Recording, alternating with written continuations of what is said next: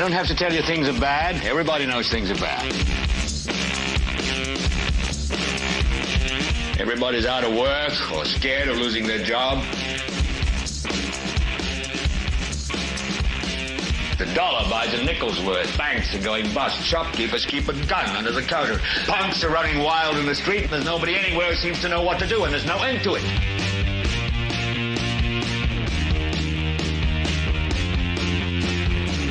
The air is unfit to breathe, and our food is unfit to eat. And we sit watching our TVs while some local newscaster tells us that today we had 15 homicides and 63 violent crimes, as if that's the way it's supposed to be. We know things are bad, worse than bad. It's like everything everywhere is going crazy, so we don't go out anymore.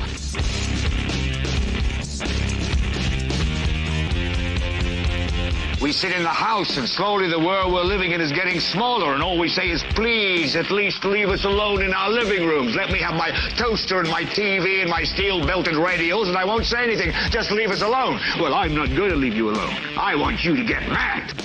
I don't want you to protest. I don't want you to riot. I don't want you to write to your congressman, because I wouldn't know what to tell you to write. I don't know what to do about the depression and the inflation and the Russians and the crime in the street. All I know is that first, you've got to get mad.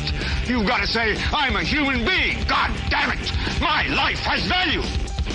So, I want you to get up now. I want all of you to get up out of your chairs.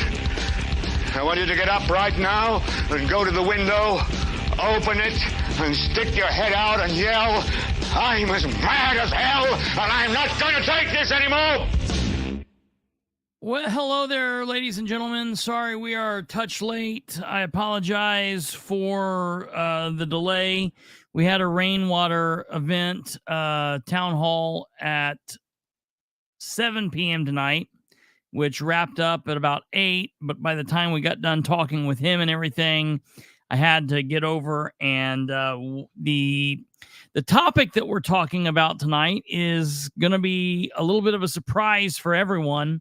The guest that I was trying to get scheduled originally for yesterday that fell through, that's why we had Catherine, was possibly going to be on tonight, but we never really made that work. I guess he might be on sometime next week.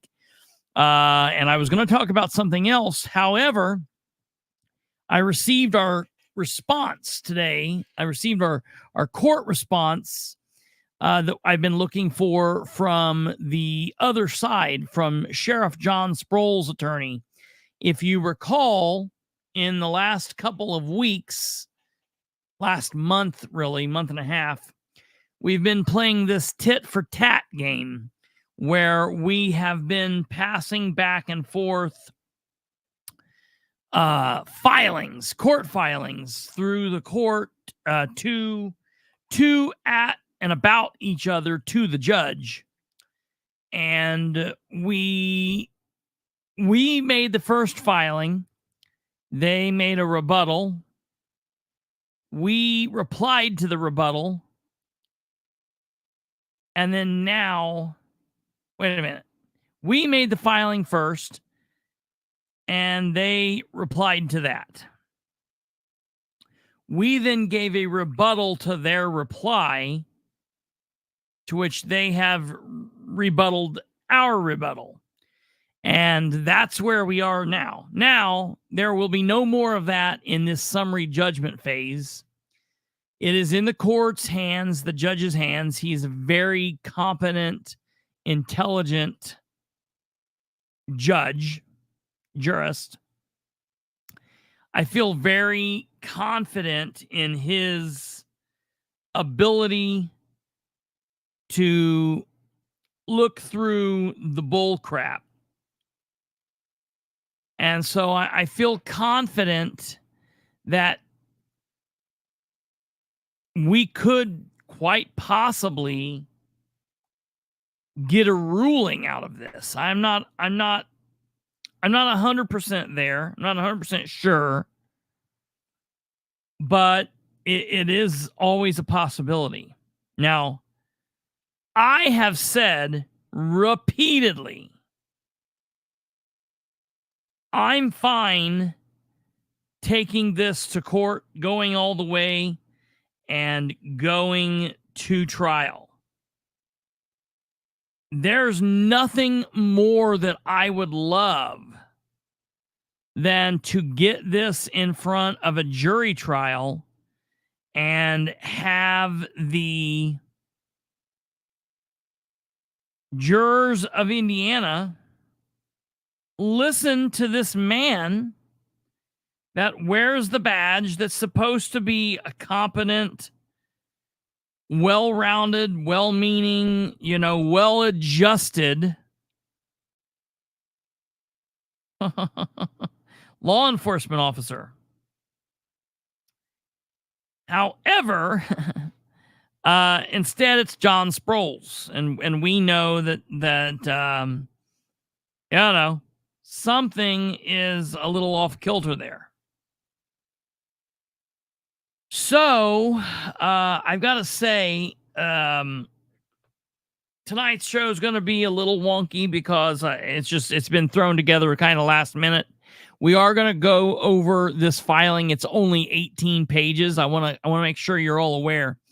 The first filing we made was like 43 pages. Their response was like 31 or 32, plus like 100 other nonsensical filings that was just pictures of stuff and audio clippings of my podcast where I was being mean to the sheriff. And then our reply was like 30 some pages, 37, 39 pages. This is 18 pages long. 18 pages.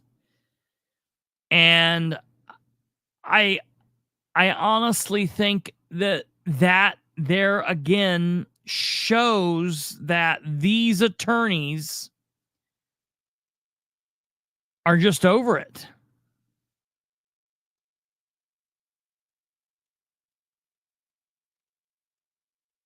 I don't know. I will ask you, any of you in the Henry County area, please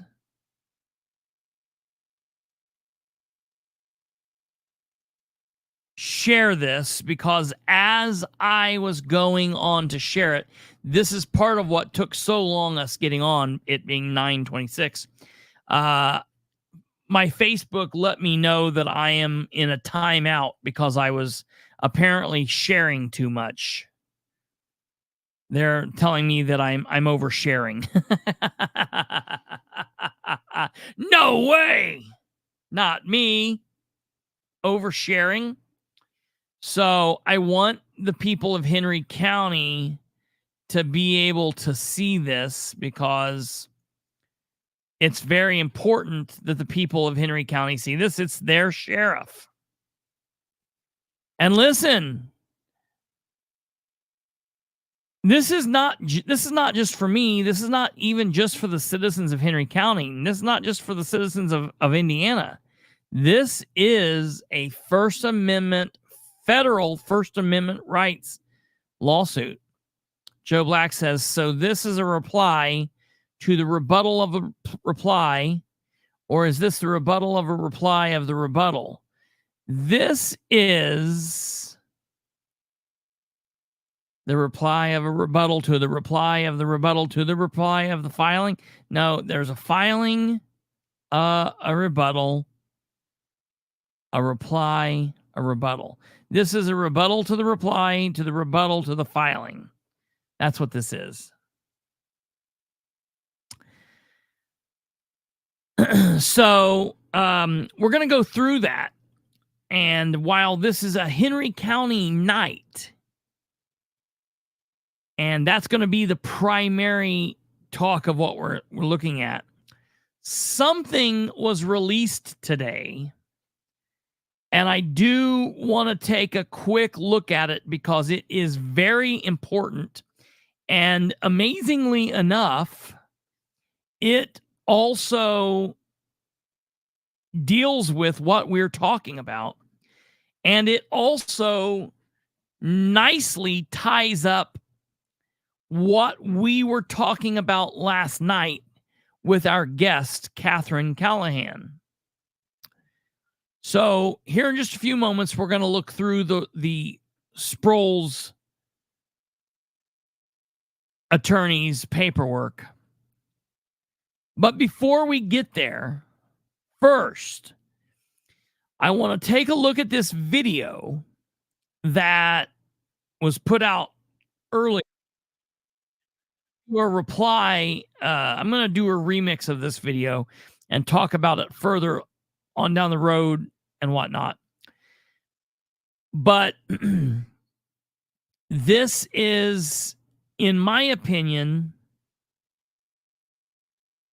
even more damning to Sheriff Beeman. And so, for the people of Madison County, you might want to watch this, and I'm going to do a video sending this along. And the reason I say that these two things are tied together is because I'm in a First Amendment federal civil rights violation lawsuit, and this too would be connected to a lawsuit very similar to that. So up on the screen right now, what we're looking at right at this moment is the view. Keep in mind, what we were looking at yesterday was the view from Catherine's recorder looking at the stage. Now what we are looking at is two shots: the overhead of the stage, of the dais up there where they're at, and the podium. And we're also looking at a wide shot of the crowd and into the back of the room, which is very important. But along with this, we're also going to have a really good, and when I say really good, I mean the best that we're going to have, audio recording of their vocals when the sheriff is talking to the council members. And unfortunately, the sheriff says some things that I don't think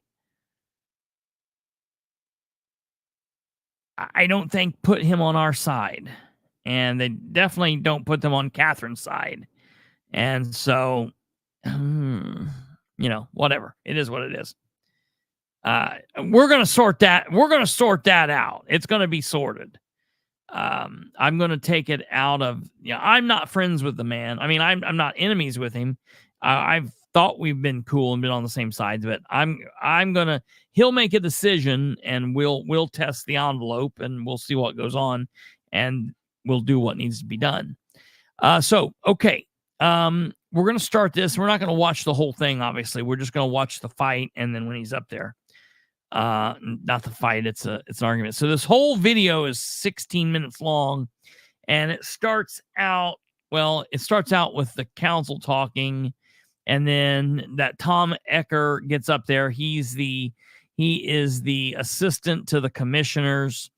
And then after he speaks, that's when Catherine gets up, the first time to talk. You can see. So what we're looking at here to set the stage, Catherine, here's Cassie. She's the woman that gets kicked out right before Catherine does. She's sitting up right here in front, doing the obnoxious thing that she does. Catherine is then not in this first seat. She's not in the second row. Catherine sits here in the third row. It's kind of hard to see, but right where my cursor is, right here, is where her tripod is, and that's where her camera is. I wish, and I need to talk to Catherine, we need to get Catherine to sit in like this first row. It would be better for camera, be better for video, be better for audio. We need to talk to her to do that. I will say that Miss Crooms is not here. And then, obviously, the attorney, Lorraine White, and her husband, who you can see, who's the gentleman, Sean, who yells, at them to speak into the microphone, yada yada. I knew he had to be close because you can hear him like he's sitting right there. They're right here behind in the fourth row. 1, 2, 3, 4. They're right here, and that's why you can hear him so clearly. And then Lorraine gets up to the podium and goes and talks, and she's the one that talks after Catherine is kicked out. So Catherine, you can see, is already in line to talk. And then what's also important is back here are some of the deputy prosecutors from the prosecutor's office. But then we also have right here, number 1, there's a deputy. Here's Beeman. Beeman has his arms. There's a pole right here, like a metal. You can see it right here, like a side handle at each one of the seats. And then in back, the pole it's like a brass pole, that you see. It goes the whole length of the back. And, that's what a lot of people will go stand on, lean on. Beeman normally leans into there. So the sheriff right here is here. Here's a deputy. I think there might be another deputy right around in here. So there's 1, possibly 2. Sheriff makes 3. Then there's 1 right here, 4 and 5. So there's 4 to 5 deputies in the back of the room.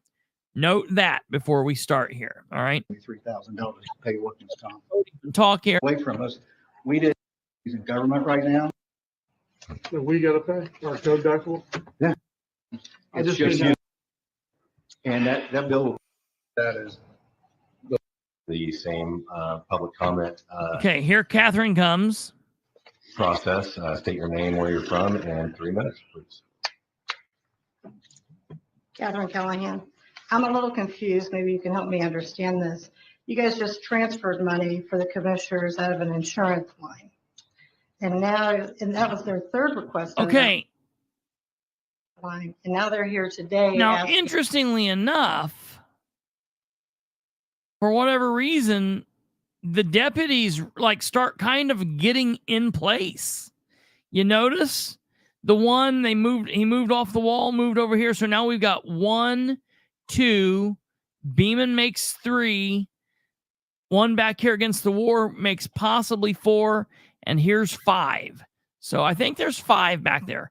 This is the only one that's questionable, but you've definitely got Beeman. You've got this guy, 2, 3, 4, possibly a 5th right there. So Cassie gets up and does something. I don't know what she does exactly, but Catherine's talking. you for all kinds of money and all these different line items. So Oh, I'm she very jumps up to confused. take a After picture listening to the statements of of Catherine. Mr. Eckert, kind of sounds like they spent money before it was appropriate. Kind of illegal. Sounds like you're going to need even more attorneys because as you give special privileges to people and they don't have to pay their fines, maybe some other community member will find that this is kind of not okay, that you're picking and choosing, and so you get sued again. At what point are the commissioners held accountable to pay their own dumbness? I don't know, whatever word you want to call it, because this is just absolutely ridiculous that we are, how much money total tonight has he asked for? And he's saying, I'm going to come back, I'm going to ask you for even more. But yet we're not going to collect fines. We're not going to make sure that department heads are doing their jobs. I mean, this is absolutely out of control spending. And to me, it sounds like this is the most expensive commissioner's office yet to date.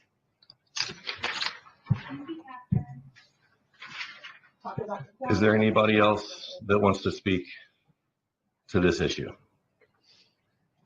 If not, we have Tom, would you like to respond or make any I'll statement? just make one comment that none of these lawsuits, none of this stuff, the commissioners have never been sued. We cover in the commissioner's budget, we cover all departments. Right, And like the solar farm, that's the planning right. for their attorney. We cover all of those costs. So these costs are countywide. They're not just our department. Right.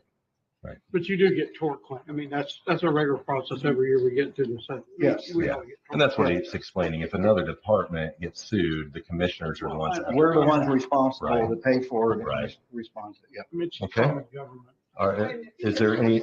No, ma'am. Go. No, the citizens are responsible for paying for it. I want to make sure that's aware. Okay, so he was able to respond. So Catherine, who's sitting down, Get tort claim. gets up. She thinks she's going to get a process every respond year and be we like, get no, to he's this. lying. Yes, we are. They And have that's what been he's sued. explaining. If another watch her. department gets sued, the commissioners are the ones. that have We're to the pay ones that. responsible. She's not yelling. She's not screaming. I want to be real clear as we talk about this that the law that JD passed, I think it's illegal. But even if you want to talk about it for a moment and want to say, okay, we're gonna use it, it talks about it being a disruption. What Catherine's doing is not being disruptive. The disruption here is Ben Gale. Responsible to pay for it and Right. respond to it. Yeah. I mean, it's Okay. common government. All right. Is there any? No, ma'am. Go sit down. Ben Gale starts disrupting straight away. I mean, Catherine's not even got to the podium, not even really saying anything. The disruption is Ben Gale. Go sit down. No, you, ma'am, you need to leave. Please. I mean, nothing major's happening here. So he did not give Cassie one warning. He did not give her 2 warnings. He did not give her 3 warnings. He just simply says, I'm Ben Gale. I'm a dick, and you get to leave. I get to tell you when you leave or when you stay. You're gone. And he tells her she's gone. Please leave. And no one's even called for the sheriff's department. And the sheriff's deputy has already decided upon his own self that he's coming up here to get her. Now, if Sheriff Beeman is really on our side, should Beeman not have spoke up and said, hey, yo, deputy, don't go up there and get her. Stand on back here real quick. Or why didn't Beeman interject there? Please leave. Yeah, we'll have an officer escort you out. The Excuse me, deputy's ma'am, already have a going seat. up there. I mean, look, he is already halfway there before he said it. Why didn't Beeman stop that? Have a seat. Have a seat, or you can leave as well. How is that fair that you're not listening to people? Mrs. Callahan, have a seat now, or you can join them and Make leave. sure you made your point that the people aren't allowed to speak. They sure are. On new money. We allow appropriate comments. That is probably one of the most damning things that he could have said. I think mine was. Ma'am. You know what I had to say. You can go ahead and leave as well. You're out of order. Could I have somebody from the sheriff's department help Miss Callahan out as well? You're outrageous. You guys are outrageous.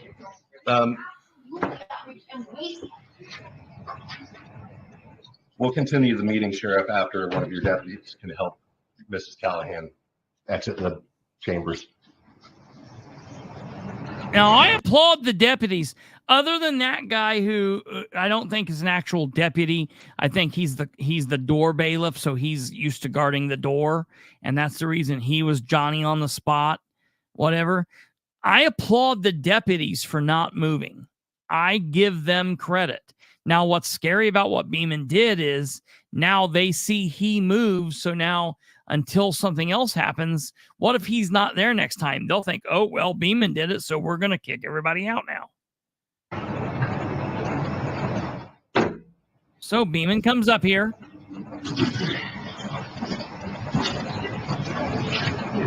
Walks up to Catherine to get Catherine.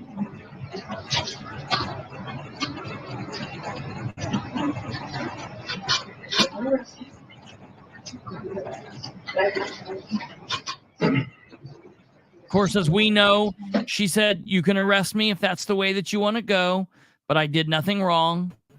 Well, the video's confirming what she had said, that she was sitting there, she was quiet, she's not being overtly loud, making rude hand gestures, flapping and flailing in the breeze.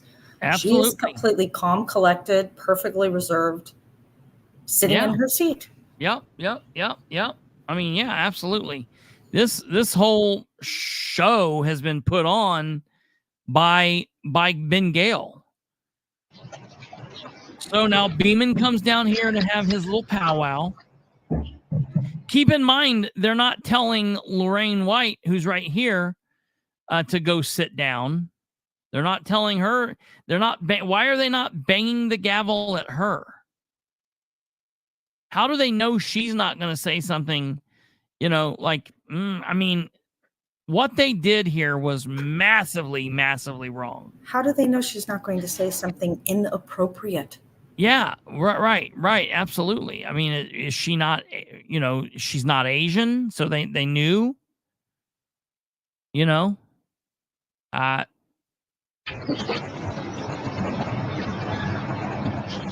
okay, it's important to listen to the voices. And as you guys don't know who the voices are, I mean, you've been hearing Ben Gale talk, so you should be able to pick up his voice. Let's work through who we hear. What's you passed the resolution? You got a resolutions in the Yes, but she was not recognized to speak. She was created. So Beeman at this point is whispering, and he's really soft-spoken at this moment. And Ben Gale's saying she's not recognized to speak. Ben Gale is who's speaking right now. The guy right here, Rob Steele, said the resolution is in the drawer over there. And that's what he said.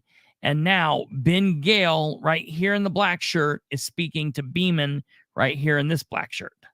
Getting a distraction to the meeting. She was speaking out of turn. Excuse me. We don't need to make this any more than what it is. Mm-hmm.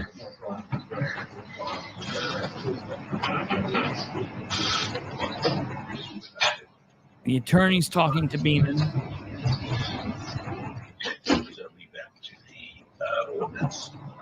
Okay, Beeman is now talking. Now you can talk. And Beeman says, that brings me back to the ordinance. I'm going to back this up and listen. The voice that says, that brings me back to the ordinance. That's Beeman. Listen to this.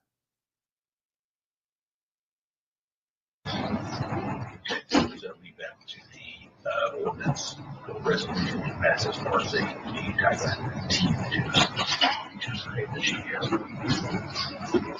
Sheriff, under the two state, and I don't know. Okay, so now King Bullshit over here is talking. This is Mikhail Vaughn. He's talking. So let's hear what he has to add to it. Of course, we've heard this before. The only one that we didn't really hear yesterday was Beeman. Read this, Ted. Under the new state statute, the state legislators passed, it brings it back. I don't know, Councilman Gill, you read it. It brings it back to the county where we vote on the resolution, and then that is enforced by the county. State legislature passed that just last year. So it's going well. Ted, go ahead. Right. Now the attorney's talking quietly without a mic on. Right. And that's where this gentleman right back here, here's Catherine, and the gentleman right here says, can Ted at least turn his microphone on so we can hear him? Which they're right. We should be able to hear him. Now, they filed a thing with the Luke Britt today, and Luke Britt made an ignorant decision. He said, no, this is perfectly fine. Look, the bottom line is the open door violations, they don't have any teeth to them. They don't do a lot of things. They have nothing to do with the lawsuit. The violations are made. Cassie's rights were, whether you like her or not, I'm not here to talk about that. I'm not the biggest fan. She was violated. No matter, she does get out of control a lot, and she normally can be out of control. And I could see times where she could get to a point where she would be an absolute disturbance and out of control, but she was not here. She was not there. They violated her rights.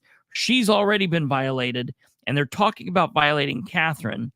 The gentleman that was talking, he wasn't out of control, but the public access counselor said, nah, I'm okay. I'm going to go with them on this. They did the right thing, whatever. Well, I disagree with that, because this is now a meeting where you cannot hear the elected officials talking. I think it's bullshit. I would have kept pushing the issue, whatever, but it is what it is. So that's that. But now, after Ben Gale After Ben yells at Sean from the audience, that's where it's gonna take it to where we need to hear. Excuse me, please be quiet. You're interrupting the meeting now as well. There's no meeting going on, dude. Yeah, I mean, the council has Ben Gale's talking. The council has yada da da da. the ability to see that their meetings are conducted in an orderly manner. In an orderly manner. The meetings were being conducted orderly. Public is allowed to be here and play their part, but they're not allowed Play their part. See here, like he thinks it's a very minimal role that the public plays.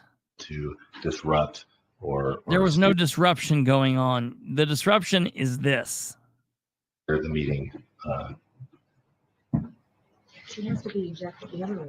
Now, Diane Lycan says she has to be ejected because we ejected the other one. Yeah. So why? So why would we do her any different? So why should she be treated any? No, I'm just looking. Now, Sheriff Beeman says, no, I know. And listen to what he says here. Now, Beeman is going to be the guy that's talking next. And listen to the conversation that Beeman says at this point.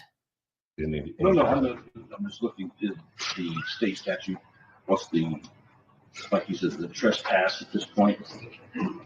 What does the state statute say? Is it trespass at this point? Come on, John Beeman.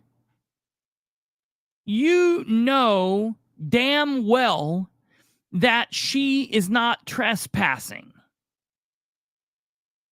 You also know that what they would be talking about is a misdemeanor, and you have officer discretion.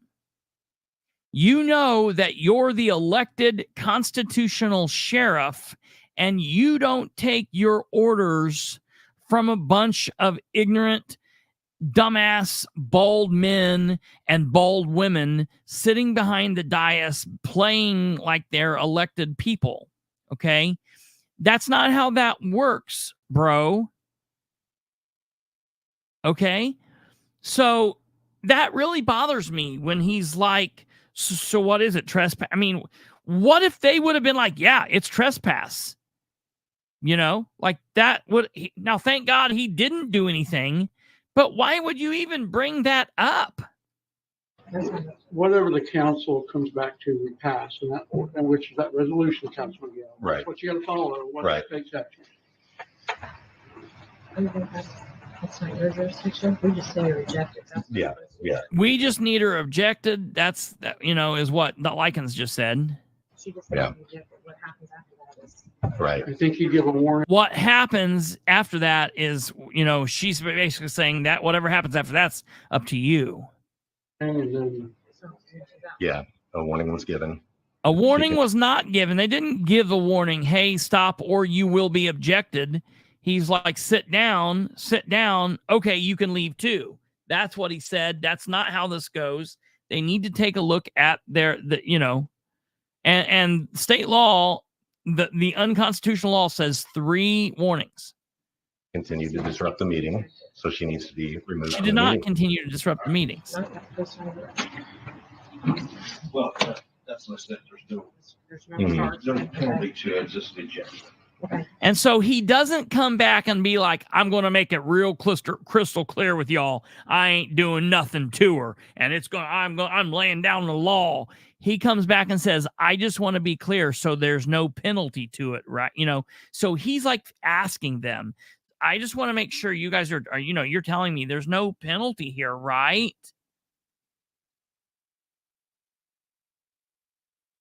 And the excuse I'm hearing from a couple random people are saying, well, he's never been a sheriff before. Okay. That's not an excuse. The claim is, his claim to fame is he was a federal agent before this. That he was a U.S. Marshal or something like that. Oh, okay. I hold them, or at least we should be able to hold them to a higher standard than our local law enforcement, right?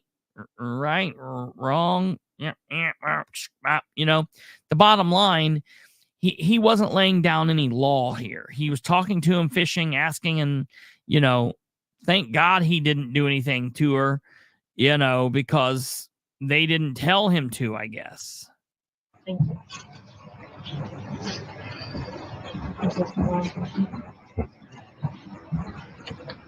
To me, it looks like he walks up to her. To me, it doesn't look like he said anything. To me, it looks like he walks up to her and motions for her to come with him.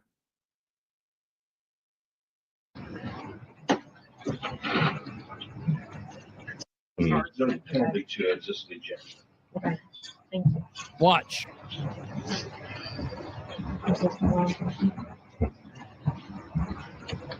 Yep, I would sue this man into the Stone Age.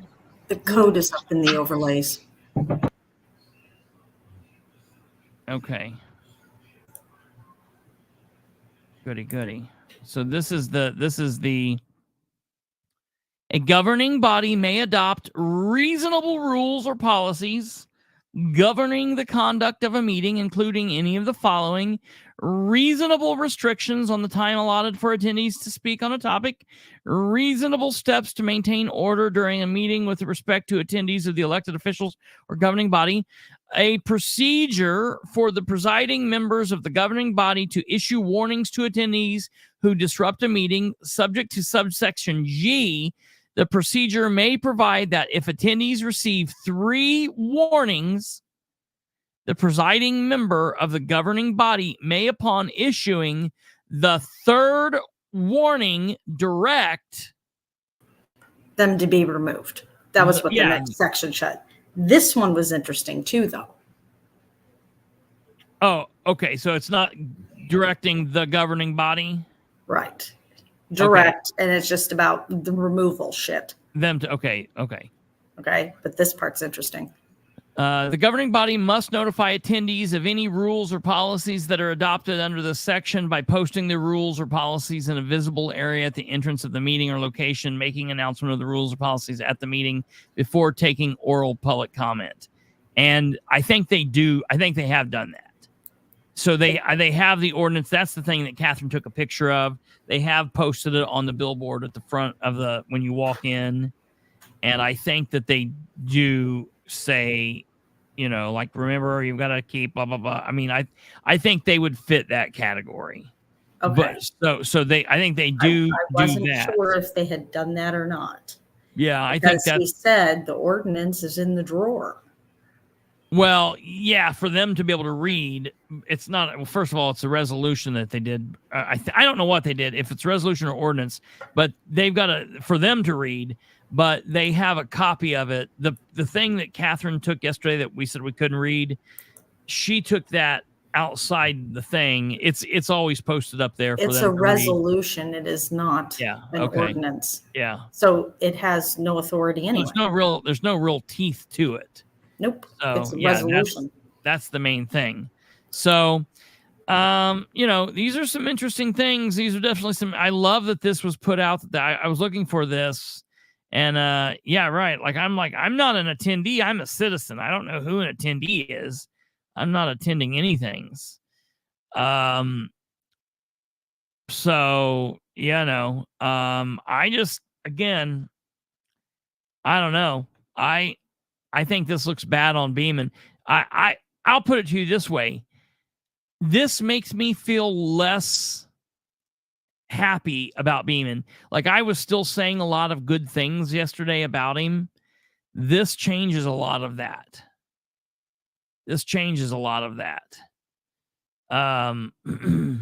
So I don't know. So just to end her up here, we'll show you what happens. So he collects her.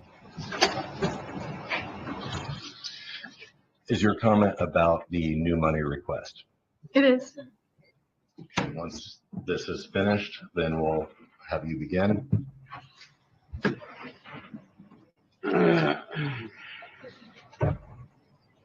Okay, please state your name and To help with all that. And Beeman, I'm telling you, buddy, October 8th.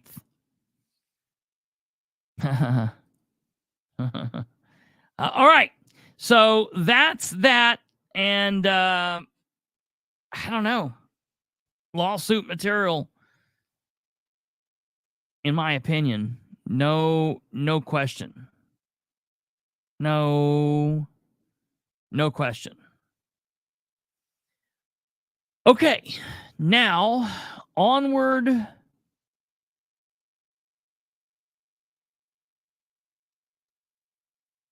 and upward. We're going to take a look here at the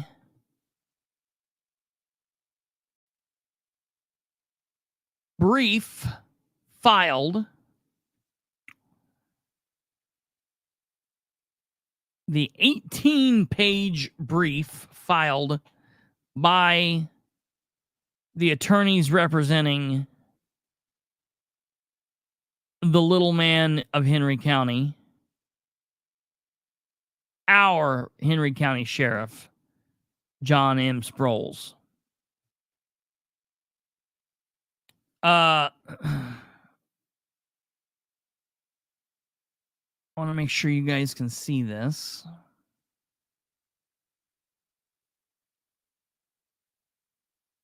Oh, yeah, you can see it. Just basically starts out like all the rest. United States District Court, Plaintiff Christopher Bilbrey, John Sproles, reply in support of defendant's cross motion for summary judgment. This is the attorney.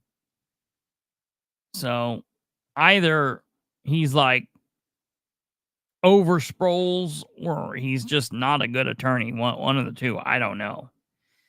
It's 18 pages long. Introduction, resolution of factual dispute. He's like talking about how we concede a bunch of stuff, which we don't. He talks about how, he's just going to go through his argument here, okay? And so we'll go down here. Introduction. In responding to the defendant's cross motion for summary judgment, plaintiff continues to ignore key factual and legal issues justifying the entry of such summary judgment in defense of his claims. Bilbrey admits that many of the statements contained in his affidavit are immaterial and unsupported by the record. I think that this is like a really loose interpretation of what's being said. And what we're saying is like there's a lot in this case that is just like you don't have to be a mastermind to talk about a lot of this shit. You don't have to be a PhD from Harvard that has studied, the psychology of social media to talk about how Facebook works, how people interact with Facebook, and what Facebook is used for. You don't have to be a political science major who's published in political science journals to talk about how candidates use social media, how elected officials use social media, and how there's a mixing of the two at certain points, and how you have to be careful. You don't have to be a lawyer to engage in public civil discourse with elected officials. And you can be a layman. I mean, listen, I'll be honest. Put me up against anybody, coach. I've been a witness in court before, and as a police officer, I've been a regular witness, and there have been things that I was an expert in, that things I could get called in to testify for because of my training and things. I don't have any formal education in politics whatsoever. I'm not a political science major, whatever, but I'm telling you, I would put my knowledge up against anybody's politically. And so I'm an expert in my own mind, at least, That being said, you don't have to be. A lot of this stuff is just common sense. And the fact that they are arguing to the judge that that is not of importance to me is mind-blowing. So we go down here and it talks about how this is nuts to me. In a lot of law, there's a lot of moving parts and a lot of things are very convoluted. But in this Supreme Court case that they're both using, Linkey versus Freed or whatever. Linkey versus Freed. See, I'm a law scholar too. There's only 2 prongs to this test. And they're like, yeah, Bilbrey fails the parts of the test because he's unable to prove that defendant John Sproles was purporting to exercise his authority to speak on behalf of the sheriff's office in any of the public posts made to the Sproles for Sheriff page at issue in this litigation.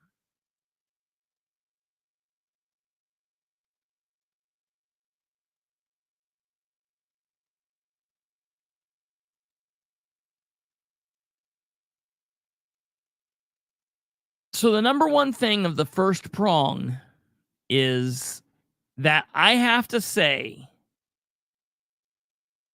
Sproles, as we read this today on the 12th of September, he has been sheriff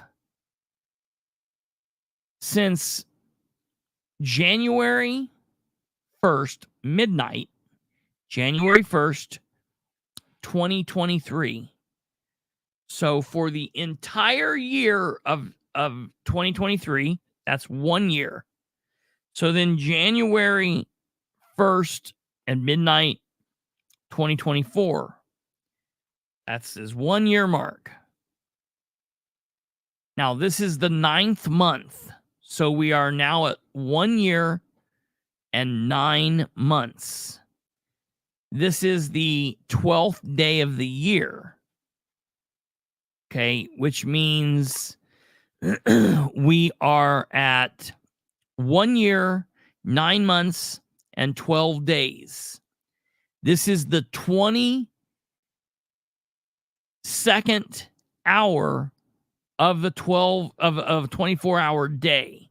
So he has been sheriff for 1 day, 1 year, 9 months, 12 days, and 22 hours and 7 minutes.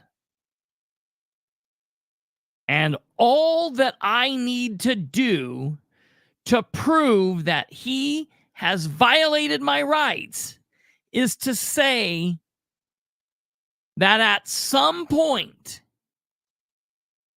in that year, 9 months, 22 days, or 12 days, 22 hours, and 7 minutes and 38 seconds, is that he made a post in which he was actually the sheriff of the county, and he has stopped me from being able to see, comment, or interact with that. Now, if you are hearing this and you believe that there is any way that you can prove what he is saying, which means there is no ability that I would have to prove that he has done that, you need to stop watching this. You need to pick up the phone and dial 911 and call for medical assistance because you're having a stroke or something is happening. The fact that this is their argument to me is completely insane. He signs them. Yeah. Kate's put it here. He signs it.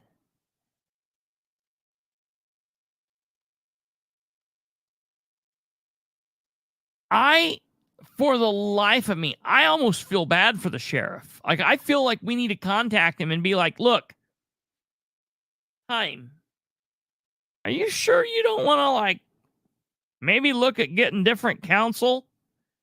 I think your counsel might be broken. I mean, I don't understand this. Like, I don't know if they're just like,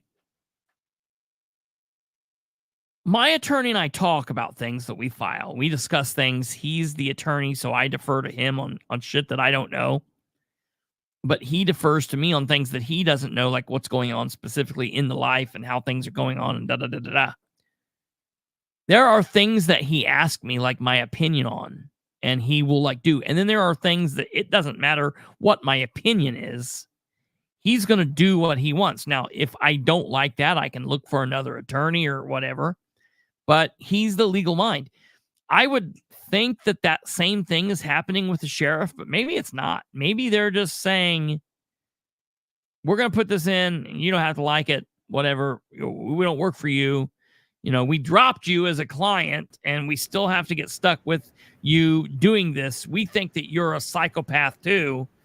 Or the inverse is true. And he is saying, I want this included. And they're like, fine, fuck it. Sure, we'll put it in. I guess that could be happening. I don't know that I could talk. I don't know that I could. I mean, that would be, yeah, you could be right.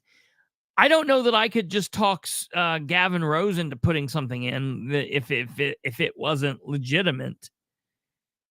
But if they just, I mean, either way, it's like, again, like, you know, I almost feel like, and I don't even like the guy, but I feel that bad for him. Again, I want everyone to be aware that the attorney that is representing him works for the insurance company that dropped them.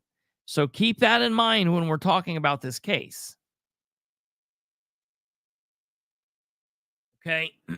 So we move on and we talk about how he talks about in this that they talk about how Bilbrey concedes that portions of his affidavit are immaterial to the resolution of this case. All right. And they're hung up again on the fact that we only give one example. We give lots of different keys, points about things in the case, but the test of Linkey is that we only have to provide one example. So that's what happened. I do not understand why they are so hung up on this. Then they talk about the fact that, like, whether something was deleted or whatever, and they're saying that, you know, if something was deleted, you know, that's immaterial. Therefore, his recollection of the existence of other such posts that may have been deleted is immaterial. Well, we just put that in there because that is a thought. And it's okay to put things in there. My attorney even said that like, look, we don't have proof. I can't prove a negative. So we just say, yeah, it's there. It was, you know, we're just giving you the lay of the land. This is what happened. And, you know, but bottom line, we've got to prove one thing. Here's the one thing we're proving. We've crossed that off the list. Okay. Next, they say the content of the Sproles for Sheriff and Sheriff's Office Facebook page is undisputed. Bilbrey concedes that the content of the Sproles for Sheriff are in the record. The content of the Sproles for Sheriff are in the record and their authenticity is not in doubt. The posts to the Facebook page at issue in this litigation appear in the record are not in dispute. Bilbrey also does not dispute the additional portions of the Sproles for Sheriff page designated by Sproles in support of his cross motion for judgment. Because look, if it's from Facebook and it's there, I'm not going to dispute that it's there. Yeah, that makes perfect sense.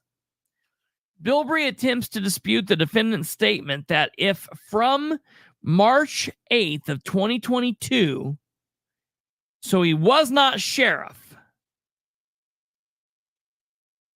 through the period that he became sheriff, and then a 7-month window, 7 months, 12 days, the day that Christopher Bilbrey was blocked, July 12th, was blocked from the sheriff for the Sproles for Sheriff page. The bio listed on the page was Republican candidate for Henry County Sheriff. All right. But I can also tell you that might have been there. Let me tell you what I know for a fact was there. I know for a fact, and it is part of the record, and that is very seriously part of the record, is the fact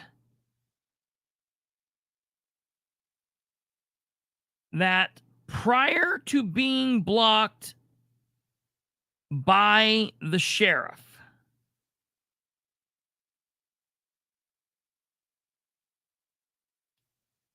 the Facebook page looked like this.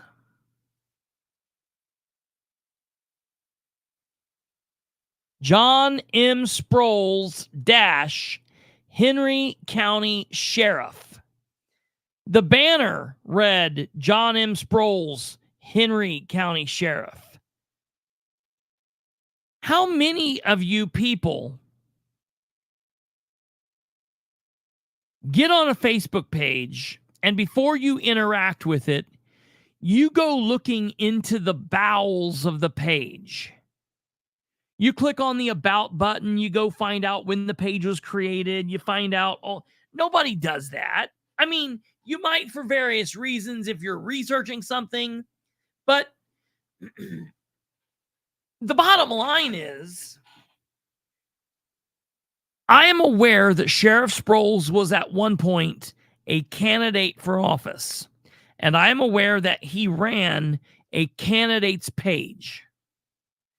I am also aware that at some point he won, and that at midnight on January 20th, 2023, he became the sheriff. And I am aware, comically enough, that before that happened,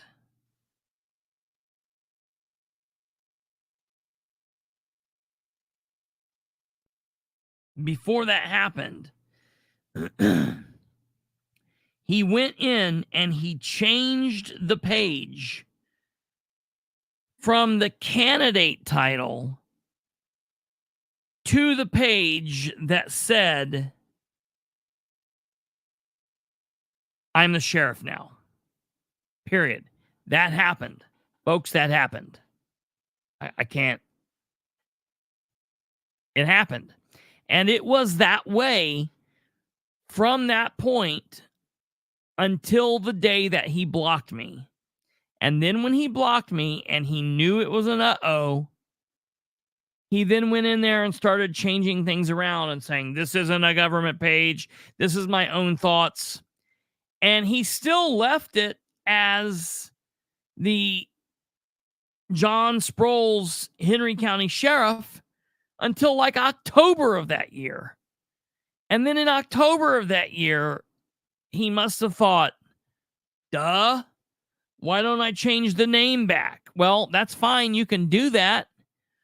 But we've got screenshots and pictures of all of the changes. That's one thing Facebook does.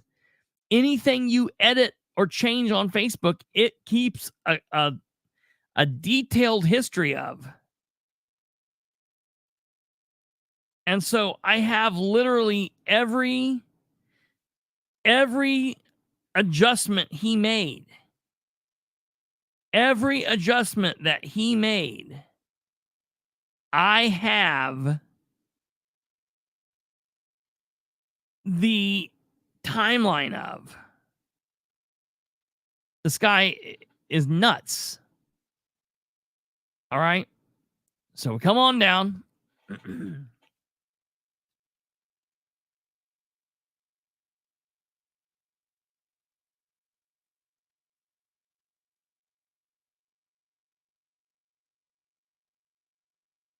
Therefore, the public-facing appearance of Sproles for sheriff page after Sproles assumed office is undisputed. It did not say Sproles for sheriff. That's a flat-out lie. It did not say that until October. All right, we go on. It says, Bilbrey admits that the contents of the sheriff's office page designated by Sproles is generally undisputed.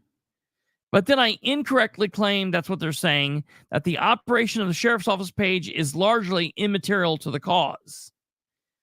Okay. It is, because the sheriff's That's not the point of the suit. Yeah, right. Is not the point of the suit. I'm glad you said that, because that's exactly what I was going to say. And I'm glad that you can see it. So I'm glad that people out there are understanding this. Now, differently than any other document that we've ever went over, all other documents you have seen ahead of time. But can you come on here and confirm if you have seen or not seen this document?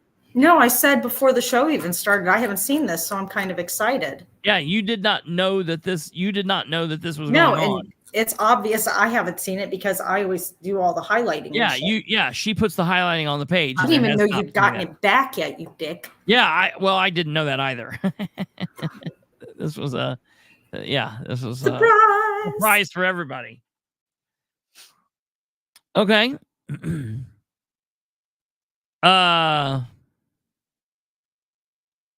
So, all right. Let's see here. And they come down here and they talk about Bilbrey makes much of several comments and private messages sent by Sproles from Sproles for sheriff account.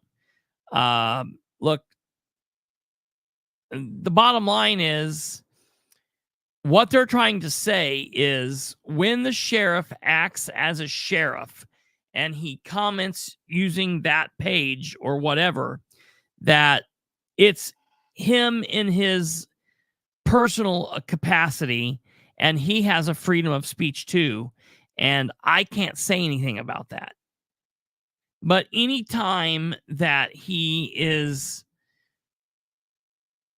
anytime he's on the page in which I am referring to, he's a personal citizen, even when it's in the middle of the day, even when he's in the car taking calls, even when it's around the same time that he's posted also on the sheriff's page. He's wanting it both ways here. All right.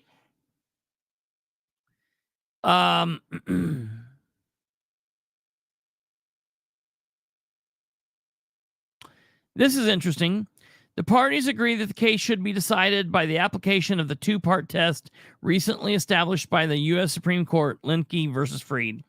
Under this test, a public official's social media activity constitutes state action only if the official possessed actual authority to speak on the state's behalf and purported to exercise that authority when he spoke on social media.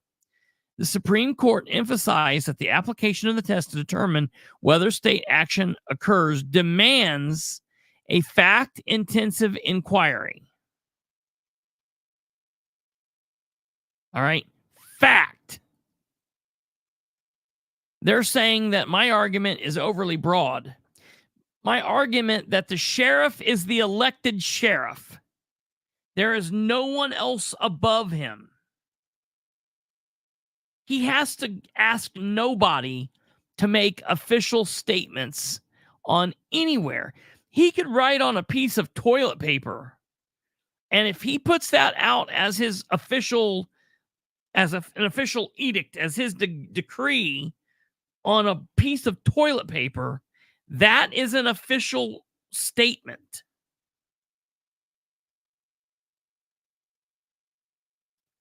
They're wanting to talk about private action, no matter how official it looks, lacks the necessary lineage. So when he puts out a post from the sheriff's office and on this page that's in question, stating that the Henry County Sheriff's Office is looking for people to apply to come work there, Henry County Sheriff John Sproles, that's just him as a private guy. And it doesn't matter that he signed it, the sheriff of the county. He wasn't sheriff. He was kicked back in his underwear at that time writing that. It doesn't matter.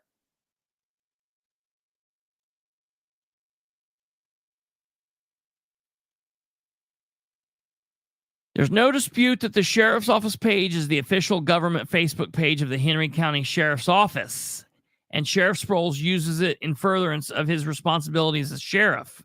Yes, I am not blocked from the sheriff's office page. I do not care about the sheriff's office page. I do monitor it periodically, but I'm not looking to hear from the deputies. I'm not looking to hear about all of the self-promotion. I stopped and gave some kids some stickers today. I'm looking to hear about all of the weird crap that the sheriff does and says. Like, for example, when he gets on in his official sheriff's capacity and he tells someone retiring from the ILEA that they are a complete scuzz bucket human being and they don't deserve life and, all sorts of crazy shit. All right. That's the stuff I want to see. The stuff when he's going out of his gourd.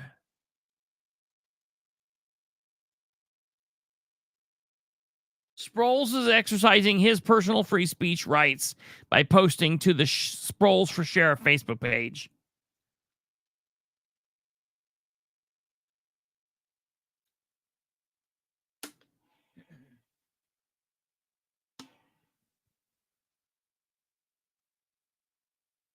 Sproles' right to speak as a private citizen about his job as sheriff of Henry County through the Sproles for Sheriff page comes with the right to exercise editorial discretion in the selection and presentation of content on the platform.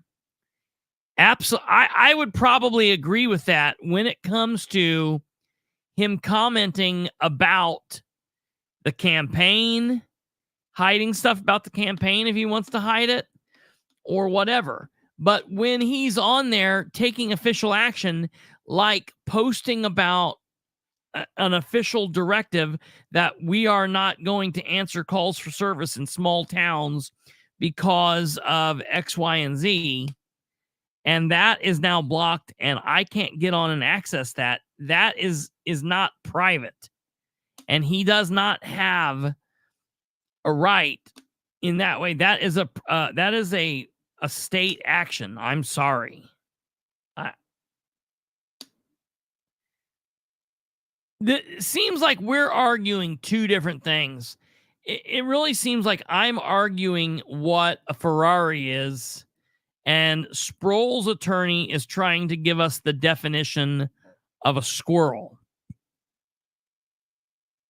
He sleeps in his uniform, so anytime he opens his mouth, it's official business. Yeah. Press releases. Yeah. Absolutely.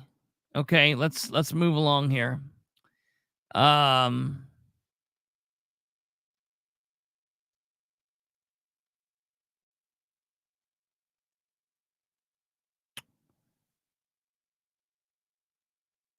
Okay. Bilbrey argues that because he's blocked from the Sproles for Share page, he cannot comment on this post, and therefore Bilbrey's rights have been violated by Sproles. Bilbrey's argument cannot prevail because his post is made to the Sproles for Share page, does not purport to be, nor is an exercise of Sproles' governmental authority. The sharing of the post after Sproles took office also does not exercise of government authority for which Sproles can be held liable. All of the other, because of the block, they don't seem to recognize that because they have blocked me on there from one. I'm not blocked from commenting on one post. I am blocked from the whole damn page. I'm blocked from everything.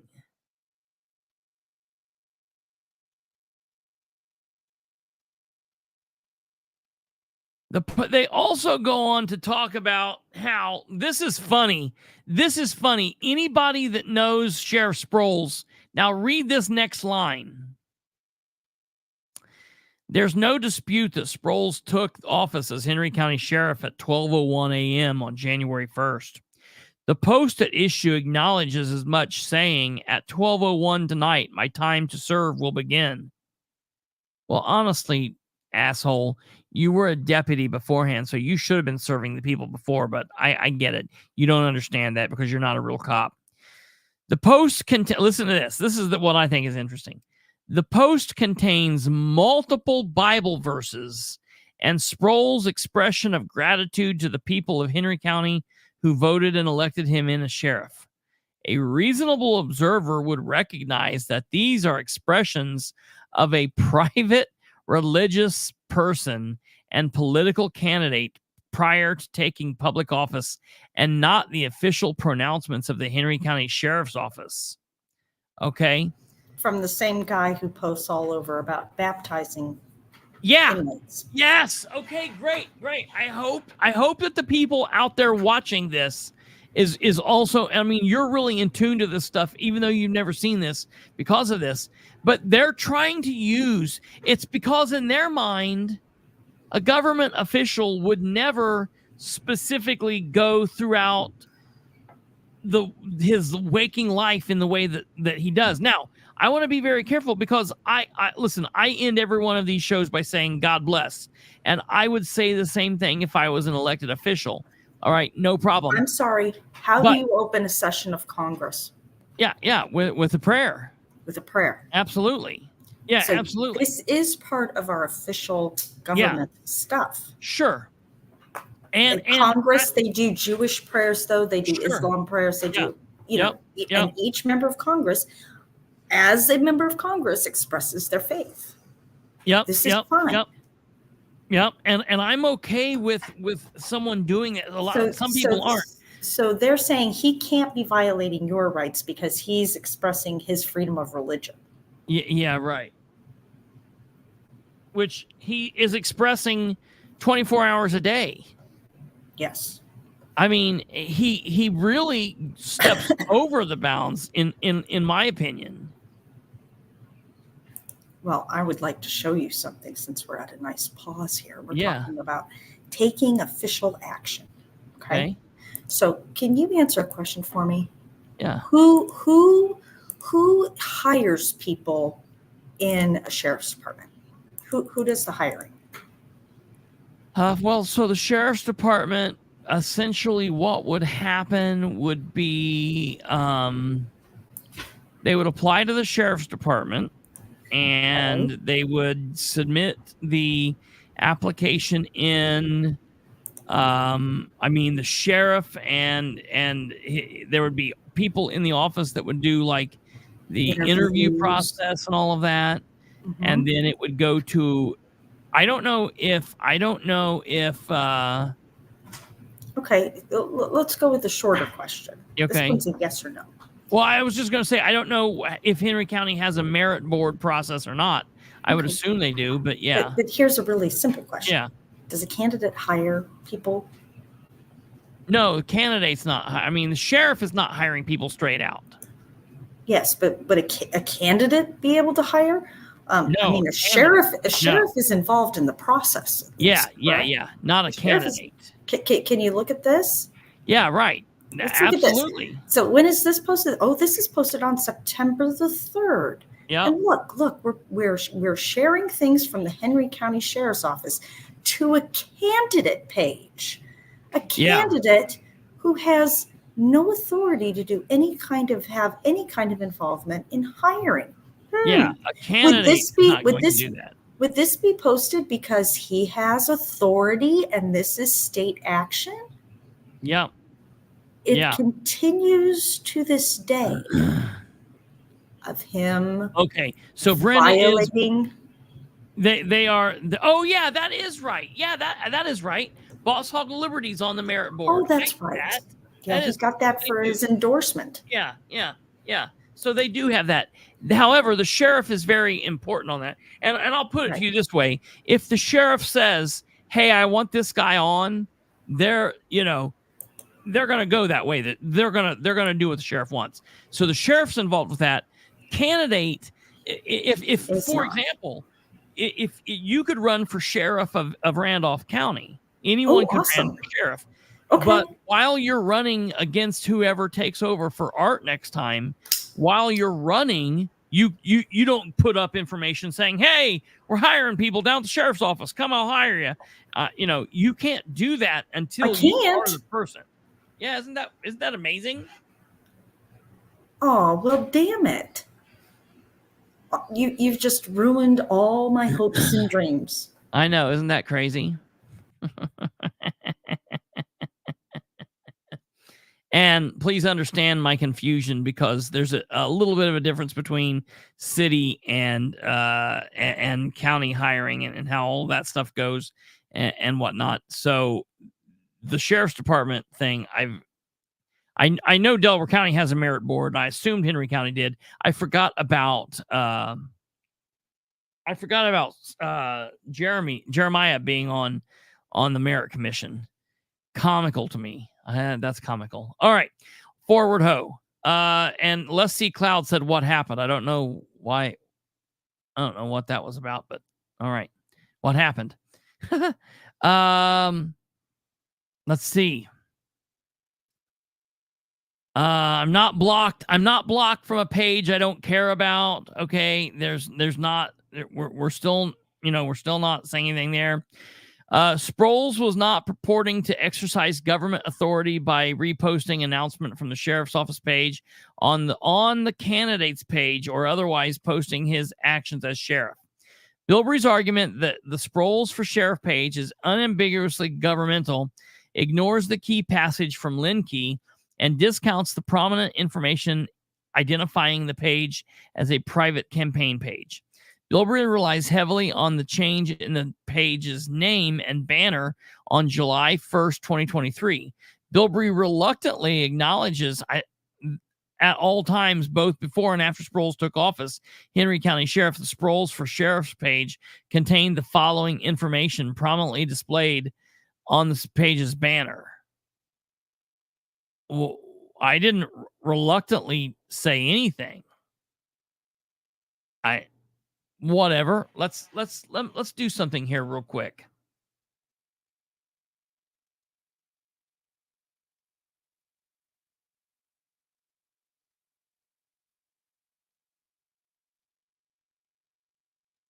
Okay.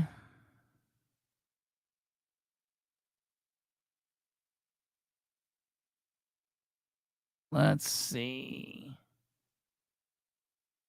Give me 1 second.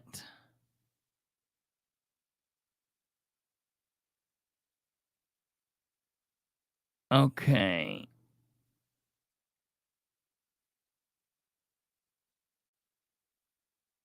Yeah. Okay. That's what I thought. So they're talking about this Sproles for Sheriff page. Okay. They're showing you here. And what they're talking about is on the Facebook page, it does say that. And that I'm supposed to reluctantly be saying this because it says Sproles for Sheriff.com. But I want to show you something. When you go to the page,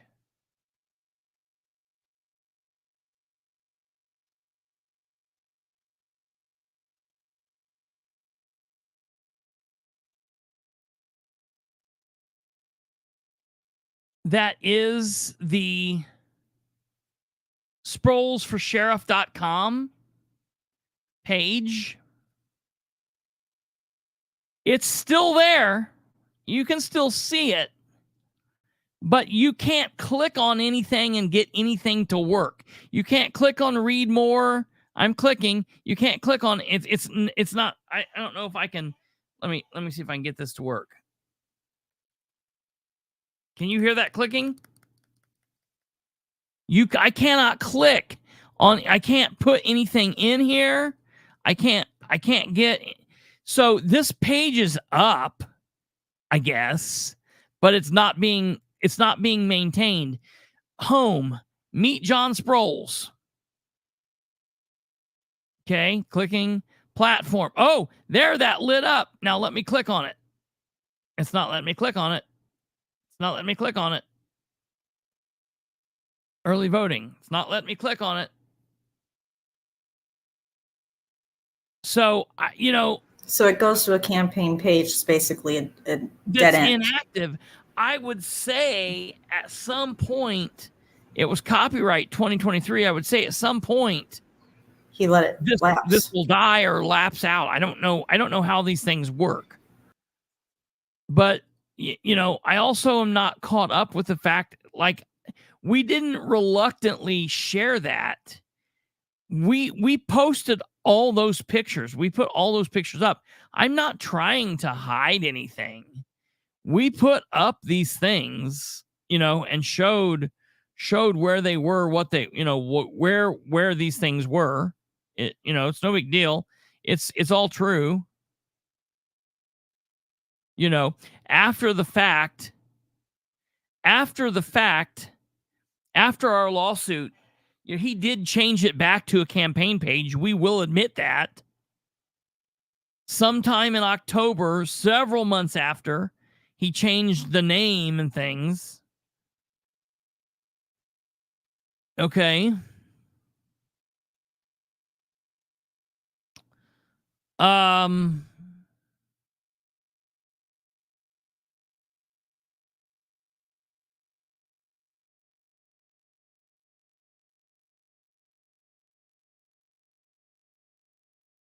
Let's see. We've talked about all of this. Bilbrey cannot rely on Sproles' alleged exercise of governmental authority in isolated comments and private messages to support his claim. These are not private messages. This is you only have to show he did it once. He only had to say he did it once. Yeah. Once. One time is all he did it. And that's one enough. Time. That's enough. That's enough. One time in let's not even count these months. Let's just count until the lawsuit was filed. He had still been sheriff for a year, 7 months, 12 days, So all I've got to do is show that he did it once in that time period. But the other big thing is they want to get on me. They want to get on me about not knowing or not being an expert enough about Facebook. They're wanting to call these private messages. Please, anybody out there tell me, do you know? Can anyone out there offer? Is this what a private message looks like on Facebook? Or can anyone tell me if you think that these look like screenshots of pictures of comments that were made? Does that look like a comment, or does that look like a private message? You can't like or reply like that to private messages. These are clearly not private messages. Yeah, what is it, Kate? Come on, tell us, since you're the only person that can vocalize that. They're comments. They're comments. They're underneath a post that everyone who goes to the page can see, unless they're blocked. Private. Yeah. There's Stumblefoot. He says they're comments too. Okay, anybody else? Yeah, I mean, dude, these people are nuts. No wonder they think I can't say that I'm a genius and know Facebook, because they clearly don't. Okay. Let's see here. We've already talked about that. Private messages. This is good. Sproles was not purporting to exercise governmental authority by posting video of his interaction with Joshua Kimbrell. All right, this is interesting. Bilbrey's argument regarding the dissemination of body camera footage of several interactions with Joshua Kimbrell on Sproles for Sheriff page is equally unpersuasive. These posts from December 29th, 2023 consisted of the following message before each portion of the video. A day in the life of being the sheriff. Viewer discretion advised. Offensive language. Video 1 of 3. One of the more wild encounters with Joshua Kimbrell, whom I never met until his close friend Chris Bilbrey, whom I also never met, started wasting their life spending all their time and energy making videos of me and hating on me. These are two peas in a pod, unfortunately. This is typical of them. Sometimes I think it's good for our citizens to see what kind of nonsense we get to deal with. First of all, it's not typical of me. I have never spoke to John Sproles in the manner in which Joshua Kimbrell ever spoke with Josh Kimbrell, with Sproles. I never, ever have done that. I never would. I never will. That is not something that I've ever done. I am also nothing like Josh Kimbrell. I've never been anything like Josh Kimbrell. We are not similar. We've never been similar. We had some passing times together where we were looking at various things within government. We then went our separate ways, and he was found to have really done things. Look, his wife did not know what was going on. Sproles can think that I should have known. There's no way. If I would have known that, if I would have had an inkling of that, I would have used these handcuffs myself and taken his ass to wherever he needed to go. All right? This is funny. This post is not announcing specific policy of the Henry County Sheriff's Office. No, it's not. I agree. Or providing evidence of an officer-involved shooting or an arrest of a public at a public press conference. It is not. I agree. The videos do not show Sproles arresting Kimbrell or serving papers on Kimbrell or any interactions initiated by Sproles. Oh, that's not exactly true. The video shows Sproles walking past Kimbrell and then standing next to his vehicle as Kimbrell repeatedly shouts profanities and makes personal attacks directed at Sproles and his family. Sproles did initiate that interaction. If he's putting that in there, that's a lie. Kimbrell was at a place. Sproles got a call and he initiated interaction. So if he's saying that, he's lying to the court. The videos were taken with a body-worn camera, recorded on an app located on Sproles' personal cell phone. The body cam is not something that a candidate has. Right. A candidate doesn't have a body camera. Just Stumblefoot doesn't have a body camera. I don't have a body camera. And if I had requested this, if I would have requested this, I would have been told to fill out a record request. If candidate Kate Thornburg was running against him for sheriff and she wanted to get this, she would have had to fill out record request, but Sproles was able to get it and put it on because he is the elected sheriff. It doesn't matter whether it went to his personal phone or his work phone. The only way he can obtain that footage is through exercising his authority as the sheriff. Period. Yeah. This is funny. Bilbrey ignores another provision of Indiana law that specifically provides that a public agency shall permit any person to inspect or copy a law enforcement recording, except under specific circumstances. Absolutely. But you know what? You can't do it without asking the question. You can't do it without asking the question.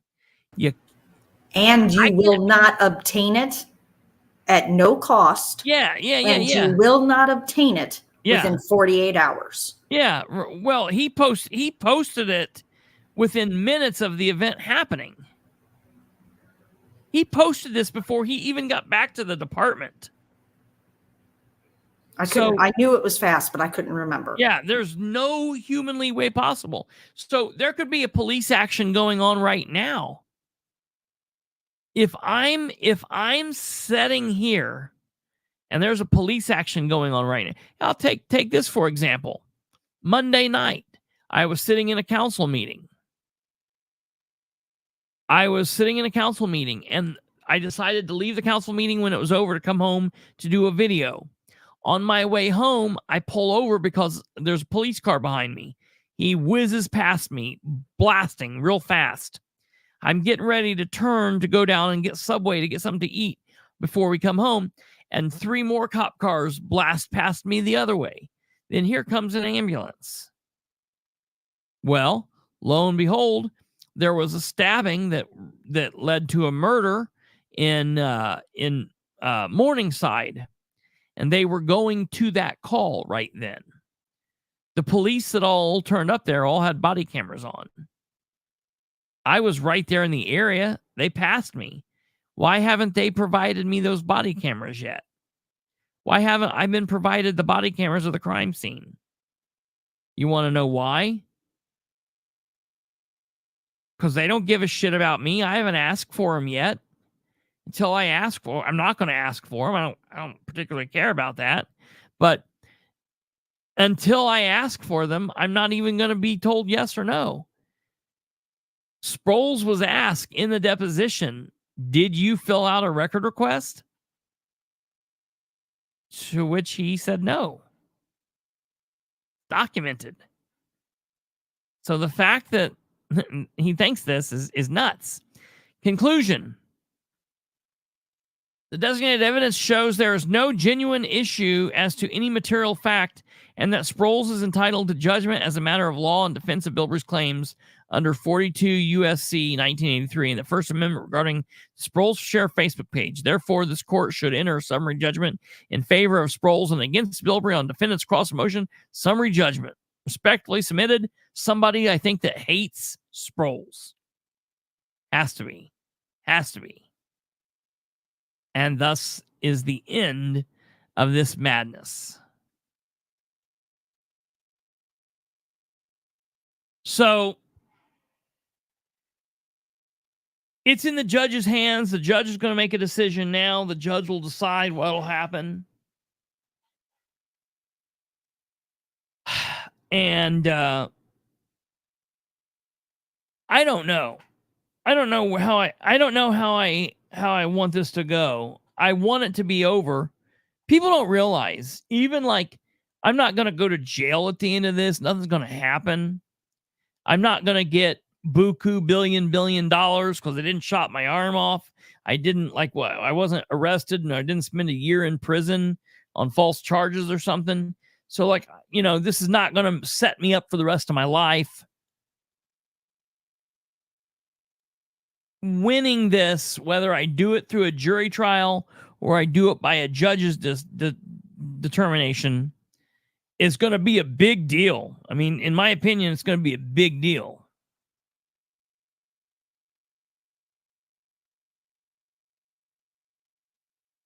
I want that to happen because I want to protect people of Henry County and I want to protect people in Colorado.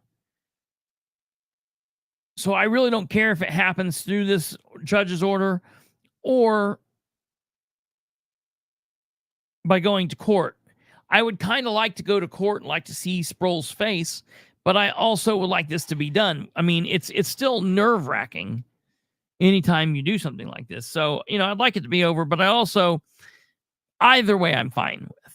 I'm hoping, I asked the attorney, I thought we would know pretty quickly. The attorney said we probably won't know for a couple of months, that the judge has probably not read through any of these filings yet. That probably what he'll do is when he has a window of time, he'll probably at that point read through all of the filings at one time. And I said, oh my God, I hope he doesn't. That would suck. I hate it for the judge. So that's it, folks. That's all I got to say about that. Sproles is an absolute idiot.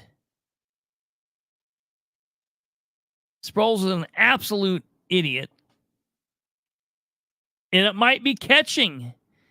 What's going on with Beeman?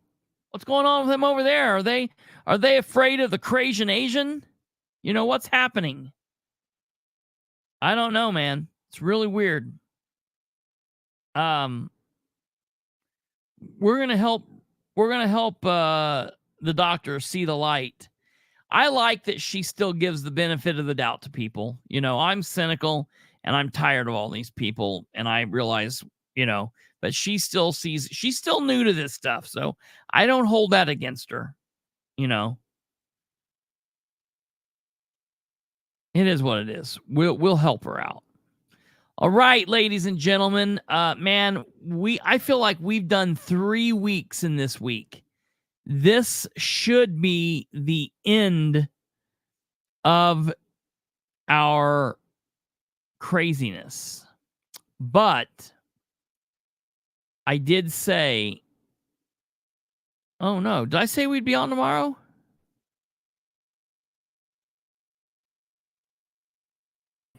Christopher, I don't remember yesterday. I barely remember today. Yeah, we'll be on tomorrow. Is that okay with you?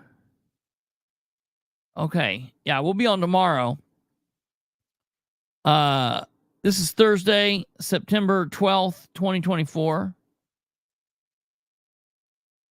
255 days with no Basham. We might do a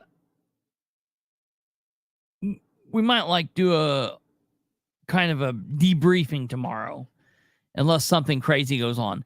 Listen, today I did a whole bunch of stuff in preparation for the thing with rainwater. So I didn't answer some phone calls from some City of Muncie people. So there might be some stuff going on in the City of Muncie. I don't know. We'll have to see what happens. I'm definitely confused. I do want to let everybody know that the second thing went well with rainwater. We have one more session with rainwater. If you did not hear tonight's rainwater town hall, please go back and watch it. It was good. I got to tell you guys something. He was doing really good at the beginning of the campaign, asking people for money and doing that. And I know it's wearing on him. I know that's wearing on him. And I hate saying it too, but he needs money. People don't give to libertarian candidates because they apply the same thought to them as the Republicans and Democrats. Normal, everyday Americans don't donate to political parties. They don't donate to Republicans. They don't donate to Democrats. And the reason, and they go and they vote and they win. People win left and right. And the reason they don't donate to Republicans or Democrats is because they know that they're going to get hundreds of millions, thousands of billions of dollars anyways. And they still do what they do. So when a libertarian candidate comes bouncing along, they think, oh, look, they're going to get millions of billions of thousands of dollars. And that's not true. He doesn't get that money. And this is just the long and the short of it. The reason that the Republicans get it and the reason the Democrats get it is because it's pay for play. They sell themselves to these donors for a piece of the action. Oh, you want us to push this? Okay, $100,000. Oh, you want us to look the other way on this? $250,000. And that's what they get. Rainwater's not going to do that. He doesn't do that. So he's literally doing all of this stuff with grassroots effort. And he's needing some help getting over the hurdle. Listen, I would hate to think that Rainwater could be a contender, but because of money, he's not going to be. So I know it's a bad time. I know it's hurting people. $5, $10, pack of cigarettes. You're investing. I used to say it on here all the time, and I got away saying it. It's value. You know, people who donate to here and pay and do the members thing. You're paying for your value of your entertainment, paying for what you get.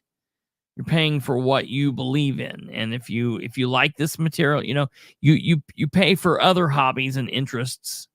And so, you know, it is what it is. So consider donating. You can donate to him at rainwaterforindiana.com. It's there. Look it up. Google it. You'll find him. We will see you back here tomorrow at 9 p.m. 9 p.m. on the dot on Friday. We'll take Saturday off. Then we'll launch into the next week, and we'll have a 2-day weekend next weekend. But off Saturday, we'll be on tomorrow. We'll see. We have a lot to talk about. Like the show, spread the word, do that thing, do everything you can. And that's that. Okay, you guys have a good night. God bless. Take care. And have a good end to your week. We'll see you tomorrow night. Bye.